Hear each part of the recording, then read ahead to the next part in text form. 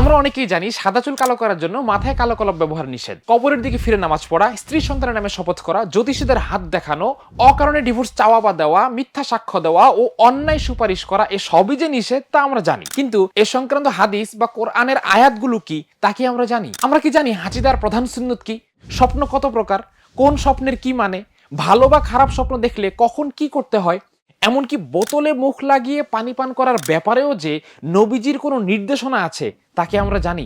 নবীজির বিশাল হাদিসের ভান্ডারে এমন কিছু হাদিস আছে যেগুলো আমাদের প্রাত্যহিক জীবনের সাথে ওতপ্রোতভাবে জড়িত। যেমন মেহমান এলে তার আপ্যায়ন কেমন হবে, কেমন করে মিশতে হবে মানুষের সাথে, কোথায় কার সাথে কতটুকু পরিমাণে কৃতজ্ঞ হওয়া উচিত, এমনকি সদা সর্বদা নিজেকে হাসি খুশি কিভাবে রাখা যায়, এসবই আমরা নিছকই সামাজিক বা পারিবারিক শিক্ষার অংশ মনে করি। কিন্তু কোরআন ও হাদিসেও যে এমন জীবন ঘনিষ্ঠ সব বিষয়াদি সম্পর্কে পরিষ্কার নির্দেশনা দেয়া আছে তা আমাদের অনেকেরই অজানা।